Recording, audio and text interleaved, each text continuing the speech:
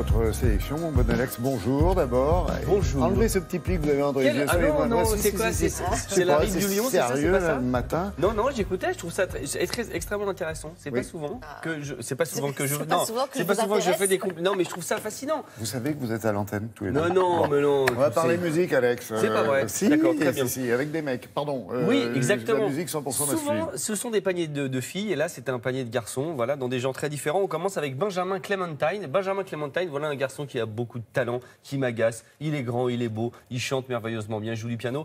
Voilà un parcours intéressant. Il était, il y a 2-3 ans, il venait de Londres, rien ne marchait et tout. Il était dans le métro et il chantait, et avec sa voix incroyable, on dirait... Attention, une comparaison, c'est toujours dangereux. On dirait un peu le fils de Nina Simone. Et aussi bien au piano, aussi bien à la voix. Il est incroyable. Dans vos comparaisons, vous êtes assez juste, j'ai remarqué. Je dis plus rien. Mais vous pouvez. Vous êtes le bienvenu dans cette chronique. Et donc, un producteur le remarque sur la ligne 2 du métro. Il était en train de chanter Cornerstone, justement, un de son EP, le petit CD qu'il allait sortir. Et voici son nouvel album, remarquable. Donc, il sort évidemment, comme toujours maintenant, en vinyle et en CD. Voilà, donc un joli vinyle. C'est moins piano solo que le premier album. C'est-à-dire qu'il s'est entouré d'un peu plus de musiciens. Autant sur le premier album, il racontait sa vie et sa vie tumultueuse, autant là, il raconte la vie tumultueuse du monde et des gens autour de lui. C'est intéressant, non? Il s'est un peu ouvert au monde, c'est intéressant. Regardez, allez, on écoute.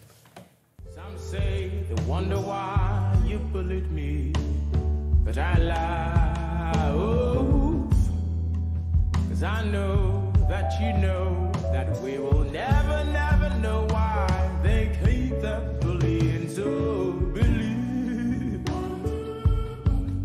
It's forgiven. Un anglais. Un anglais, absolument. 29 ans, anglais d'origine ghanéenne. Voilà. C'est vraiment très... C'est moins rugueux. C'est toujours aussi fort, mais c'est moins rugueux que le premier album. Parce que le premier album, c'était un peu genre... Waouh, genre bim. Je ne connais pas le premier album. Mais je vous l'offrirai. Si vous êtes sage, on verra à la fin de cette chronique. Faisons les points à la fin. Alors, ensuite. Avishai Cohen. Alors voilà un garçon dont on a déjà parlé ici. C'est un contrebassiste. Voilà, israélien. J'adore ce garçon. Déjà, je l'adore parce qu'il a été repéré par Chick Corea. Chick Corea, grand pianiste de jazz. Oui. Et quand Chick Corea dit « Dis donc, toi, mon petit bonhomme, ce serait bien que tu joues avec moi », généralement, c'est bon signe. Et le Chick, il ne s'est pas trompé, puisque Avishai Cohen, c'est un excellent contrebassiste, excellent compositeur, et en plus chanteur, puisque sur cet album-là, parce qu'il a deux actualités. Cet album, 1970, qui est l'âge de sa naissance. Qui est d'actualité, voilà. Et l'autre actualité, c'est qu'il a fait la bande originale du film Le sens de la fête. Vous savez, le film de Nakash Toledano. Bien sûr, on en a parlé avec Charlotte. Voilà, excellent film, et la bande originale est absolument remarquable, parce que justement, c'est très Avishai Cohen, c'est du jazz, mais abordable, et avec, enfin, je ne veux pas vous spoiler le film si vous ne l'avez pas vu, mais il faut aller voir Si, c'est fait. Ça c'est fait? D'accord, très bien. C'est fait, je voulais spoiler ou c'est fait, vous l'avez vu? Non, je l'ai vu. D'accord, c'est très bien.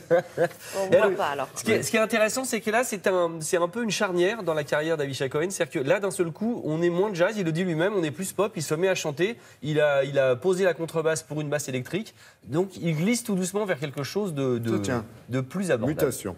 On me dit qu'il faut que je lance l'extrait, oui. Lançons l'extrait.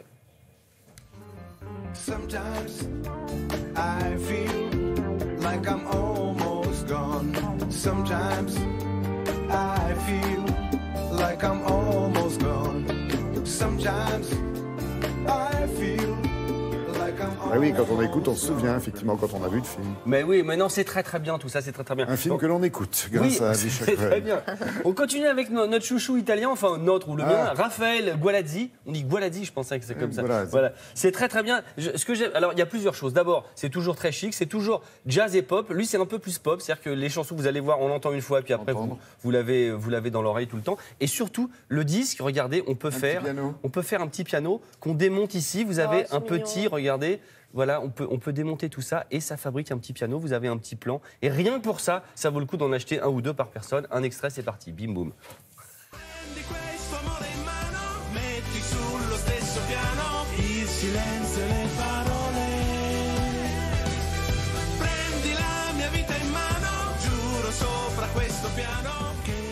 Il raconte quoi dans ces chansons? Ah ça je ne sais pas, je parle pas assez bien italien. Bah alors Bah oui mais bon, voilà, j'ai fait français deuxième langue, donc voilà. Et je voulais faire vanne pourrie. Et je voulais juste annoncer le Nancy Jazz Pulsation, voilà, c'est un festival que j'aime beaucoup. Et pourquoi? Parce qu'il y a Rover, il y a Juliette Armanet, l'excellente Juliette Armanet, qui a écrit une très jolie chanson qui s'appelle Alexandre. Gros bisous. Vous avez Ayo, Kezia Jones, vous vous souvenez Kezia Jones, Timber, enfin voilà, Oui. que de la classe mondiale et internationale. Pas mal le français, c'est très très bien. Voilà, Nancy Jazz Pulsation, c'est la 44e édition. Quoi, c'est fini? C'est fini. Oh non, mais on fait pas signe. S'il y a pas de lumière rouge qui s'allume.